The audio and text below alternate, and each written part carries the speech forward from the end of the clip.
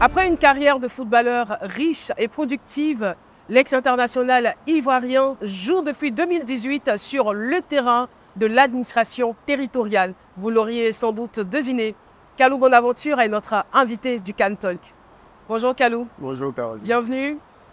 Comment allez-vous? Le plaisir pour moi. Oh, je vais très bien, ça va. Et ça se voit. Ça va. Alors, moi, j'aimerais savoir, y a-t-il une différence entre la vie d'un footballeur, j'allais dire d'une vedette du football, et celle d'un maire?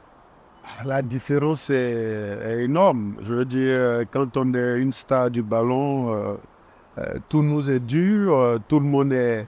On vous déroule le tapis Voilà, rouge. tout le monde est à notre service. Les gens ont envie de vous voir. Et puis, quand on devient administrateur territorial, on devient maire, on devient élu, il faut se mettre au service du collectif, il faut se mettre au service des autres. Et c'est vrai, il y a un célèbre politicien qui disait on ne peut pas faire un bon politicien si on n'aime pas les autres. Alors, pour faire un bon maire, pour faire un bon député, un bon président de la République, il faut aimer rendre service. C'est quand même paradoxal. On va dire, vous avez été habitué à ce qu'on vous chouchoute, qu'on prenne soin de vous. Oui. Et du coup, la tendance est carrément renversée. C'est vous maintenant qui devez vous occuper des autres, prendre soin des autres. Mais non, je suis... La transition a été facile ou pas? Non, c'est pas toujours évident. Vous savez qu'on appelle en général l'arrêt de la carrière chez les sportifs de haut niveau la petite mort. C'est entre parenthèses et entre guillemets. Parce que justement, il faut passer à autre chose. Faut se dire, il faut faire le deuil de sa carrière de footballeur.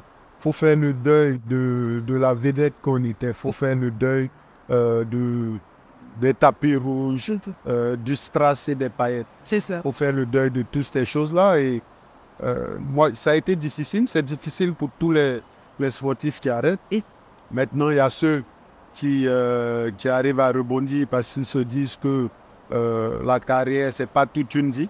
C'est une partie de la vie et puis il faut passer à autre chose. Et puis, il y a ceux qui n'arrivent pas à faire le deuil de leur carrière. On ne sait pas si c'est quelque chose que vous aviez mûri par le passé ou si c'est une opportunité que vous avez saisie. Non, personne, hein, que de mes proches, de mes amis, personne ne me voyait devenir maire de Vavois un jour. Est-ce que la ville de Vavois va vibrer au rythme de la CAN? Bien évidemment. Je dis la CAN dernière qui n'était pas en Côte d'Ivoire, on a fait un village CAN à Vavois. Ok. On va pas laisser cette opportunité cette belle occasion-là de permettre aux gens de Vavois de vivre. C'est vrai, ils la vivront parce qu'elle est en Côte d'Ivoire, mais de la vivre au plus près.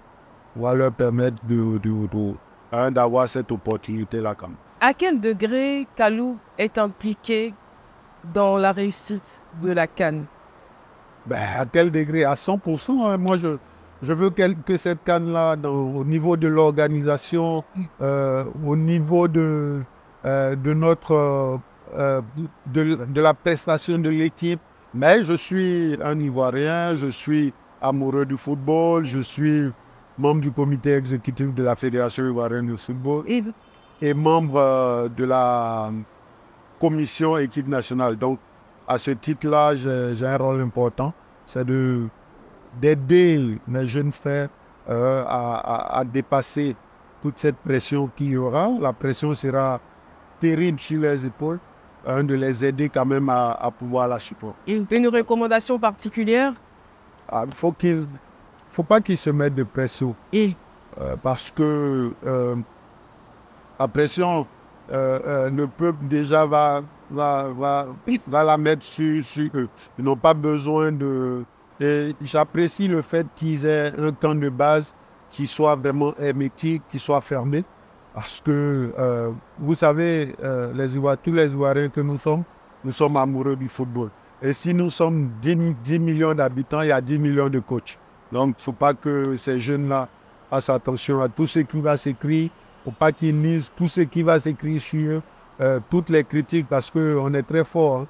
Aujourd'hui, on critique. Quand demain, le joueur marque, il devient le plus fort. Donc, il ne faut pas qu'ils fassent attention à tout ça et qu'ils jouent selon les qualités qu'ils ont.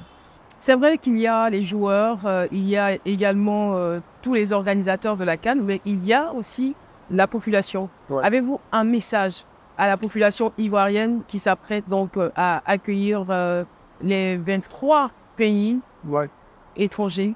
Mais le message est simple, hein, pour que cette CAN-là soit différente des autres CAN. Il ne faut pas attendre que les matchs de la Côte d'Ivoire pour aller au stade. Parce que c'est ce qui fera la différence. En général, en Afrique, dès que le pays organisateur ne joue pas ou dès que le pays organisateur sort de la compétition, il y a un désintérêt mais total au niveau de la compétition. Je sais que les Ivoiriens aiment le foot et cette CAN-là, dans ce sens-là, sera différente des autres. Et le message que je peux lancer aux Ivoiriens, c'est de supporter les équipes. Contre vents et marées, le football, c'est un jeu, hein, on veut tous gagner. Des fois, ça marche dans notre sens, des fois, pas du tout. Donc, il faut supporter ces jeunes-là, les accompagner, ils en auront besoin. Hein. Et l'apport du public peut toujours faire la différence dans un match où les deux équipes se valent au niveau qualitatif. Merci infiniment, Kams, d'avoir répondu à nos questions. Tout le plaisir a été pour moi. Plaisir partagé en tout cas. Le CAN Talk pour aujourd'hui, c'est terminé, mais l'émission se poursuit. Ne zappez pas, on est ensemble pour cette année.